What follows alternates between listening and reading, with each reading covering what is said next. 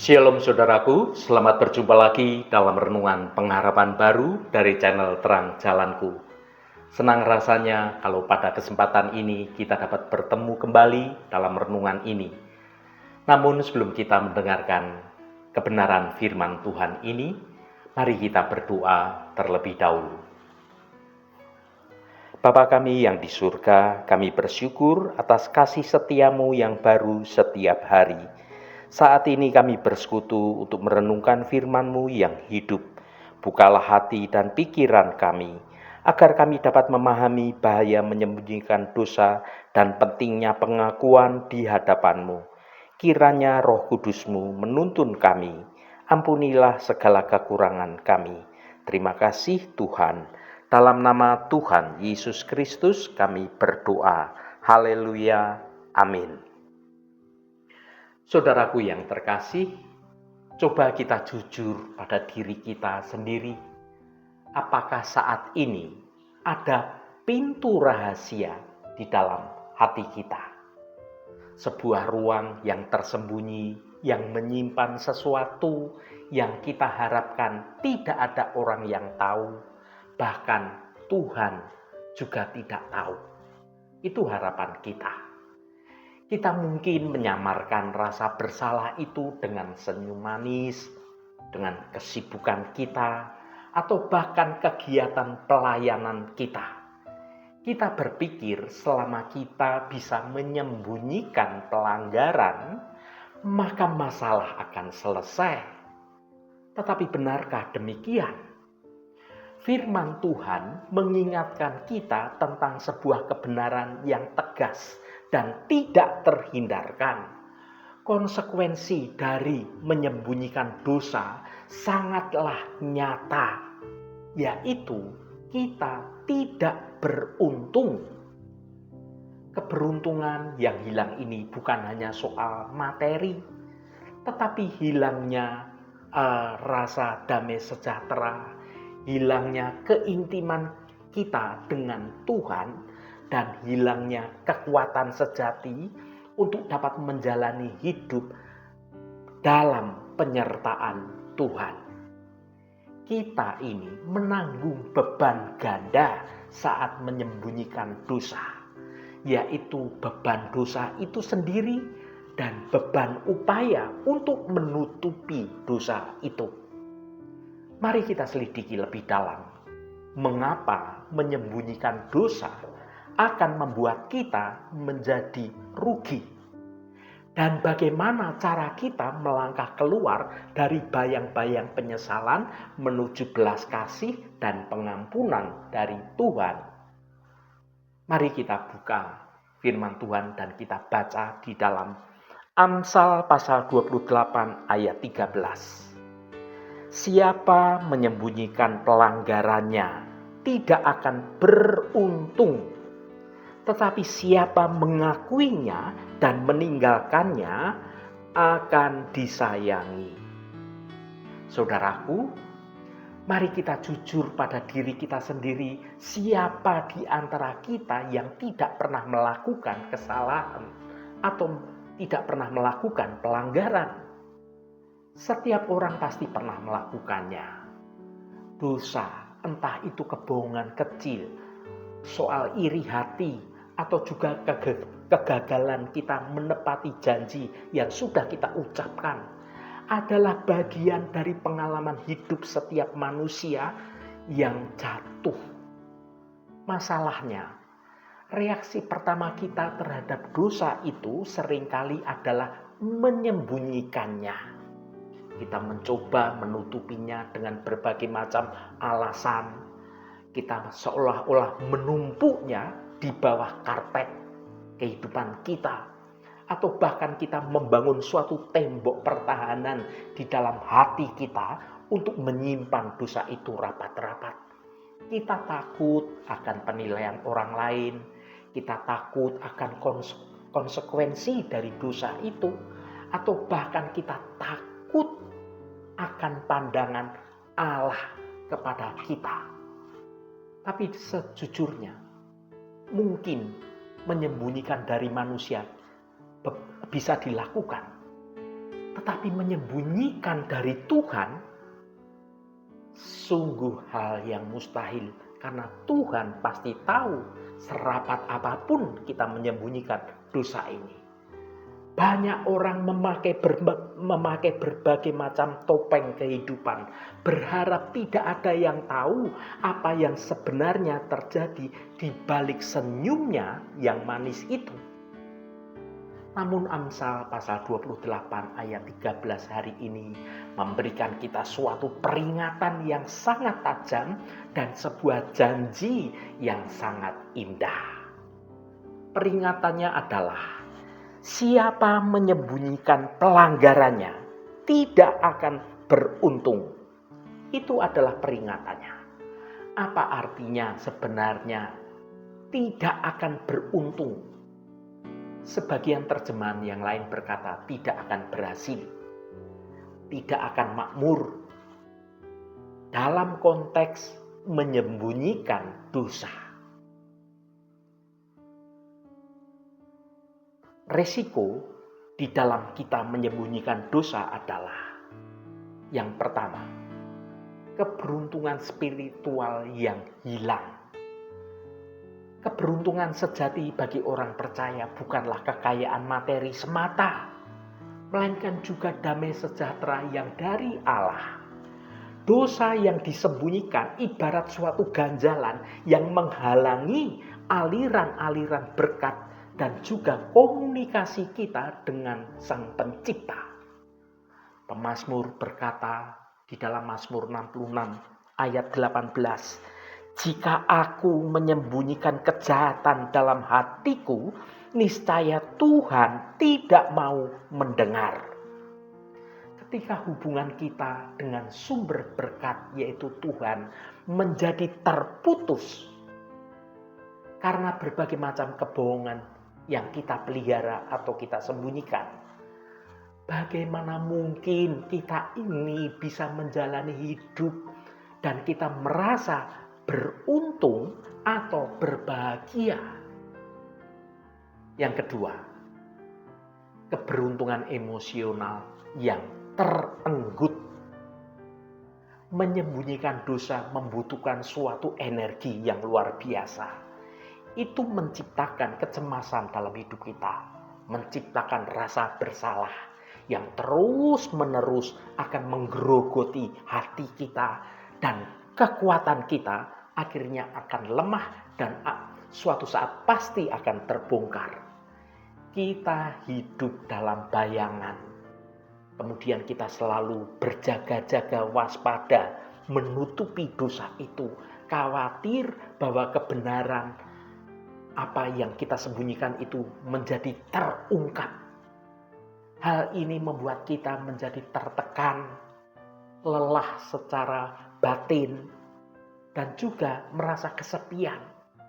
Kita tidak akan pernah bisa merasakan sukacita dan damai sejahtera yang seutuhnya karena kita membawa beban yang berat di pundak kita atau di dalam hati kita.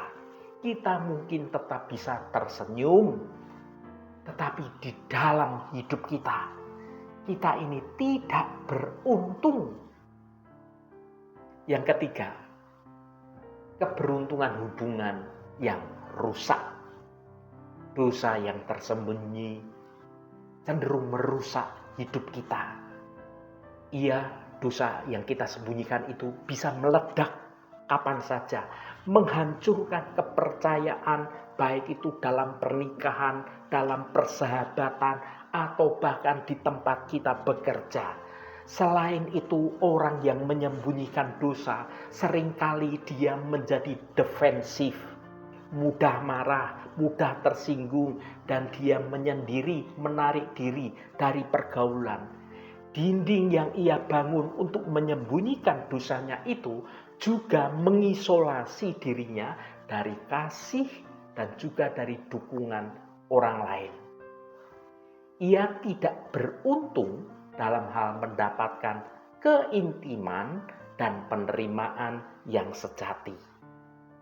Yang keempat, keberuntungan pertumbuhan yang terhambat. Bagaimana kita bisa belajar dan bertumbuh jika kita menolak mengakui kesalahan kita dengan menutupi dosa. Dosa yang disembunyikan akan terus berulang karena kita tidak pernah membawanya ke dalam terang yang dapat diselesaikan di dalam terang kasih Tuhan. Kita terjebak dalam siklus yang sama. Pertumbuhan rohani, kedewasaan karakter, dan transformasi hidup seolah-olah menjadi berhenti terhambat oleh dosa yang disembunyikan. Saudaraku yang dikasihi Tuhan, renungan ini tidak berakhir di dalam kegelapan. Ayat yang sama melanjutkan dengan sebuah janji surgawi yang memberikan harapan yang baru. Tetapi siapa mengakuinya dan meninggalkannya akan disayangi. Ini adalah kunci untuk membalikkan nasib tidak beruntung menjadi disayangi atau mendapat belas kasihan. Yang pertama, mengakui.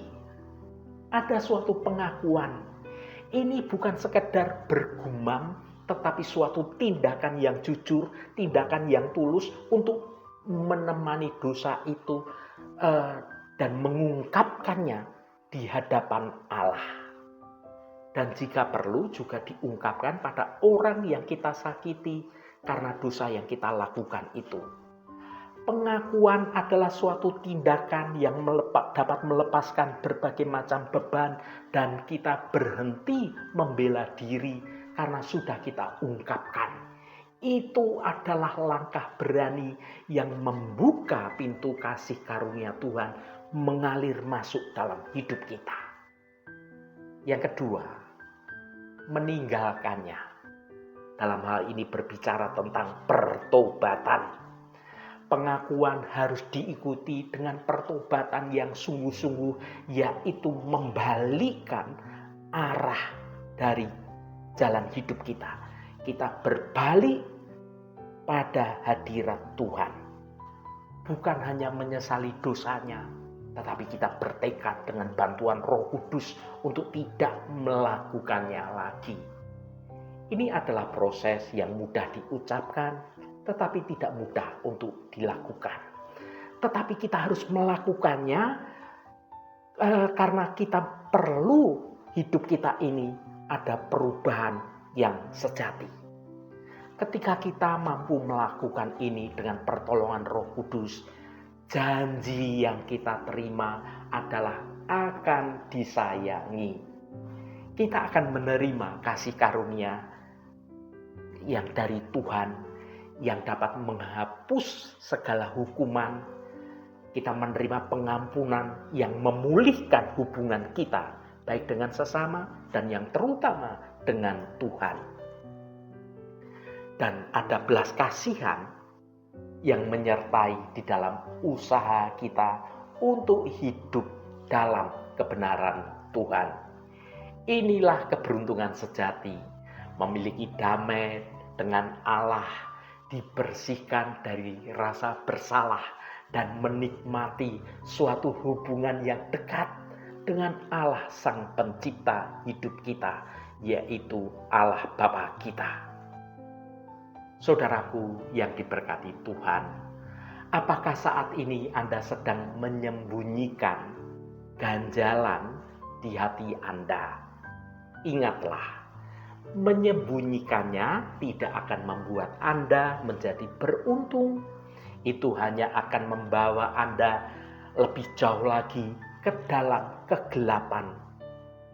Hari ini mari kita tanggapi panggilan di dalam Amsal 28 ayat 13. Mari kita datang ke dalam terang Kristus yang tidak pernah menghakimi tetapi selalu memberi pengampunan. Akui pelanggaran Anda, tinggalkan dosa Anda, dan klaimlah janji Tuhan. Maka Anda akan disayangi oleh Tuhan. Lepaskan topeng kepura-puraan itu. buanglah beban dosa itu dan mulailah dengan hidup dalam keberuntungan yang sejati yang datang dari anugerah Tuhan saja. Haleluya, Tuhan memberkati kita semua. Mari kita tutup renungan ini dengan berdoa. Bapa di surga, kami datang di hadapan-Mu dengan hati yang terbuka. Kami merenungkan firman-Mu hari ini yang mengingatkan kami, siapa menyembunyikan pelanggaran tidak akan beruntung. Tuhan, betapa seringnya kami mencoba menyembunyikan kesalahan dan dosa kami dari Engkau dan juga dari sesama kami. Kami takut akan penghakiman dan juga rasa malu. Namun kami sadar bahwa menyembunyikan dosa hanya akan membawa kemalangan dan menjauhkan kami dari berkat dan damai sejahtera-Mu. Ya Tuhan, kami tidak akan pernah beruntung dalam hidup jika kami terus menyimpan rahasia gelap dosa yang kami sembunyikan dalam hati kami. Tolonglah kami ya Roh Kudus untuk memiliki suatu keberanian. Beri kami kekuatan untuk mengakui dosa kami dengan jujur di hadapan Tuhan. Bantulah kami untuk sungguh-sungguh meninggalkan dosa itu dan berbalik dari jalan yang salah. Kami percaya bahwa setiap orang yang mengaku dan meninggalkannya akan disayangi dan diampuni oleh Engkau. Terima kasih Tuhan.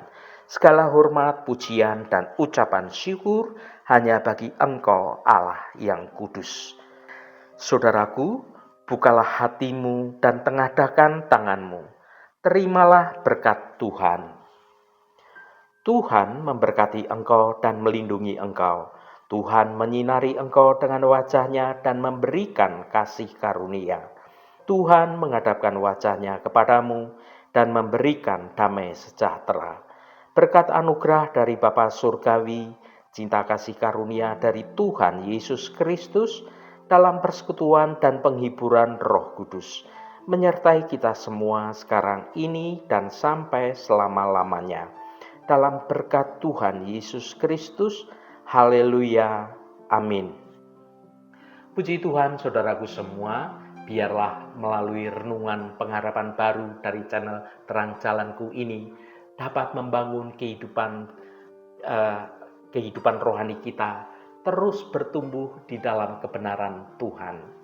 Saudaraku, saya sangat senang sekali dan berterima kasih jika Anda berkenan memberikan komentar pada konten video ini dan bagikan renungan ini pada teman dan sahabat Anda, agar mereka diberkati juga melalui renungan ini.